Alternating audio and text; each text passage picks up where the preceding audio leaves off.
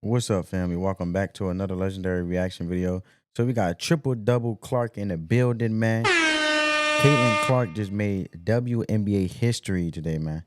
The star of the WNBA showed once again why she's the future of women's basketball. She just made history. And not just that, maybe that the future has just begun right now. Caitlin Clark had yet another amazing game, scoring 18 points, grabbing 12 rebounds, dishing out 6 assists, and getting her career-high 4 steals, and bringing home the victory. But most importantly, bringing more attention to the WNBA, and telling the world that there's something to see here, not just in the men's league. Now let's discuss how it happened. Tip-off time in Indiana, and the Fever wins the tip. And one of the most exciting players in the league, the rookie Caitlin Clark, starts the offense with a horn set, with one guard and one big. The guard sets a ghost screen for Clark. Clark wastes no time to drive to her right, Got the Euro step right in. I paused it right on time. I feel like she gonna dish it to the corner, or she could just break, but she already about to do a Euro step and basically break two defenders, defending her at the same time. for a second to trick the helping big. Yo, no, she didn't, bro. She just literally broke a two defender trap with a Euro step, and then about to go up for the layup. And scores off the glass to open the game for the Fever. On the other side, we know that the player that we need to be on the lookout for is their leading scorer, Atkins. On this nice baseline out of bounds play, it was Atkins that received the last back screen for a nice double clutch layup, showing she came to play today too. The respect that the Mystics gave this rookie can be clearly seen in this following play, as they play heavy deny defense on Caitlin Clark, making sure she doesn't get any chance to get the ball, and that opens up the game for her teammate, as she gets to the foul line earning 2 free throws. However, Caitlin is not going to remain passive and let the tough defense get to her, as she hustles and grabs the nice defensive rebound, pushing the transition, and finds the running Big Boston for an easy 2. She shows her playmaking abilities 2 more times though. First with his nice no-look pass to Boston in transition, and then again, this time off a set play, she finds the curling Mitchell for a nice left-hand layup. But don't get it I feel like them denying her or attempting to deny her the ball will definitely showcase how effective and efficient she is in the game of basketball and why she's so valuable to the WNBA. Since a lot of people is hating on her, a lot of people trying to debunk her stats, debunk the history that she's making, the value that she's bringing to the WNBA, let alone making it better for everyone in the WNBA, whether they want to admit it or not. It's evidently showing that she will prevail. Playmaking is just one of the ways she can hurt you on offense, but her main weapon is actually scoring, and she can do it in a variety of ways. Here, again off a pick and roll, she rejects the screen and goes downhill, adding a little hesitation before banking in the layup, showing why she deserves a lot of respect from the D. She also got some help from her teammate, as with 1 minute left on the clock, Mitchell sets her defender up with a few dribble moves and hits a 3 in her face. All this adds up to Fever being up by 4, 21-17 at the end of the first quarter. The coach decided to give Clark some deserved rest, and Caitlin started this quarter on the bench.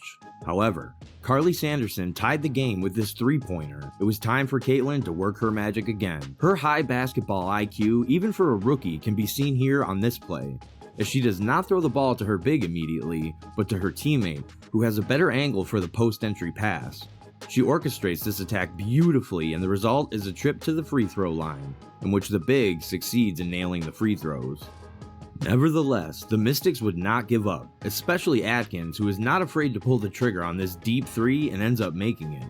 But Clark cannot let that slide, and immediately Yo, she's like the female Steph Curry, bro. Hits a 3 on the other end, even further than the one that Atkins hit, saying, anything you can do, I can do better. And not just that, but shout out to that, man. Anything you can do, I can do it better. Yes, indeed. Triple double Clark in the building. shows her defensive prowess too, making a steal from the blind side off a bad Van Loop pass and finishing in the transition with an uncontested layup, scoring 5 points in a row. On the other side, any pick and pop with Dolson is very dangerous, as she can shoot the lights out of the ball, which she shows in this offense. She stays patient as the Fever ice the pick and roll, pops out to the 3-point line and nails the 3. The next possession would also end up with a three-pointer by the Mystics, as Samuelson grabs the offensive rebound and finds the wide-open Van Loo in the corner, making the shot and cutting the lead to only 1. The Fever would get the last say in this quarter though, as Boston is fouled under the basket and ends up making both the free throws, putting Fever up by 3 to end the quarter. Regardless of Clark's willingness to win, on the other side, there's players that are still not buying the hype and want to show Caitlin that they're better. Atkins opens up the half with scoring this layup driving to the left. And the great shooter, did we mention Dulcin? She hits yet another three-pointer, in the same way that she hit the one in the second quarter, coming off a pick and pop. Not just that, but she shows off her interior game too, scoring with a crafty left-hand hook on this special set play that was meant for She like a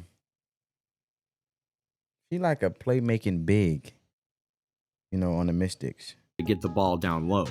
That just shows that her coach believes in her and the plays she's made are not by accident by any chance. On the other side, another Fever player gets active, and it's none other than their big, that goes by the name of Aaliyah Boston. On this play, the defense didn't allow her to get the ball in front of the post, making somebody else attack them, but to no success. Clark reversed the ball to the top of the key position under the basket, a position she fought like hell to get. She ended up scoring and putting in great work for the Fever, but she was also dangerous in the pick and roll and as a three-point threat too. You got to give it to Clark and their big for stepping up. You know what I'm saying? Because there's going to be games where Caitlin may need to give a little bit more and a little bit of less of something. And then sometimes it may be her teammates need to give a little bit more. As a collective, from a collective standpoint as a team, as they let Clark orchestrate, but they all have to fall in line and play their role. You know what I'm saying? On this play, Clark would come off a stagger screen and then play pick and roll with Boston, and Boston would end up converting it into an and one and also making the bonus free throw. While a couple plays later, with 1:27 left, she hit a three-pointer to give the Fever the largest lead the whole game. Clark herself would not stay quiet too, as she would make a couple of big defensive plays that would end up in a great offense. First, she would get a steal off of Van Loo, who thought she was fouled, led the break, and assisted Wallace for an easy 2. Next possession. See, it's not always about being in the limelight, and it's not that Caitlin Clark want to be in the limelight, but I'm talking about being the vocal scorer or being the main scorer. You can be an offensive threat in so many different dimensions. Setting your teammates up, seeing the floor and setting them up for a pick and pop or a ghost pick. And then they sitting there and they dish down to they run down to the block, they fade away or they spin off the ghost pick, and then they go down towards the basket. And then it's just amazing how Caitlin Clark is setting her teammates up for success, let alone her big on her team. And they're doing a good job as a duo and collectively as a team, because even though she may be not scoring as much, she's still smooth selling as a leader her team to the overall objective, which is to win the game, right? She pushes the transition again and gets a because you got to think about it. Caitlin Clark is the emphasis here. So the only thing that the Mystics is worrying about is shutting down Caitlin Clark. But the amazing way that Caitlin Clark is with her IQ and being a complete overall player, she's like, okay, y'all want to trap me? Y'all want to double team me?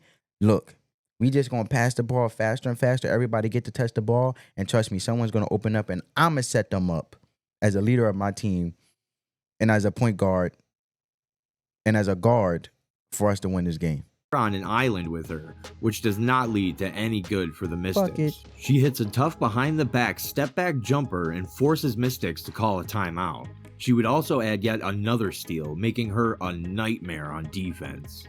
On the other side, Atkins is having an amazing quiet game, having 20 points already, making these 2 free throws. Still, Clark makes 2 on the other side of the floor, keeping the 9-point differential until the quarter ends 59-68. Despite being down the whole game and down 9 to start the fourth, the Mystics would come out swinging, getting 4 quick points right out of the gate. Look, you see how Caitlin Clark, she basically orchestrates the pace. So we got to push it, we got to slow it down, be patient, and play our game.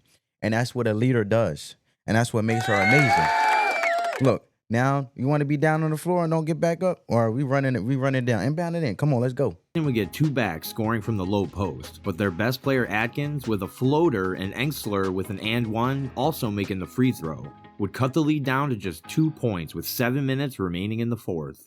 Nonetheless, the battle continued as Kelsey Mitchell attacked the closeout nicely and scored a left-hand layup high off the glass to put the Fever up by 6 again. And on this next play, we would witness why Clark is worth the hype.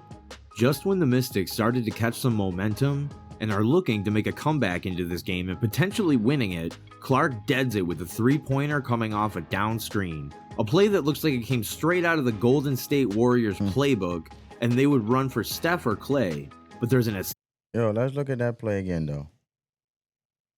Clark deads it with a three-pointer. She basically ran around the pick that was set for her, got to the top of the key and shot the ball, bro. Off a down screen. And she's fast, so she can transition and then pick and pop, and she could go run around and pick, pop out any second. Play that looks like it came straight out of the Golden State Warriors playbook, and they would run for Steph or Clay. But there's an assassin on the other side too, as Atkins hits this smothered three, a shot that you would never in your lifetime hit if playing a 2K game. These two girls are going at it tonight for real. On the next possession though, Fever coach draws up a set for Clark to get a wide open three, having Mitchell first come off 2 screens, first set by Clark, receive the ball and find Clark, who would come off a second big that screened for both. But instead, Mitchell doesn't swing the ball but pulls the trigger. Hold on, bro. Get a little bit blurry over Screens, first set by Clark, receive the ball and find Clark, who would come off a second big that screened for both. Up. Look how she set her teammate up. Clark to get a wide open three, having Mitchell first come off 2 screens, first set by Clark, receive the ball and find Clark, who would come off a second big that screened for another both. Pick, but instead, Mitchell doesn't swing the ball but pulls the trigger and cashes the three.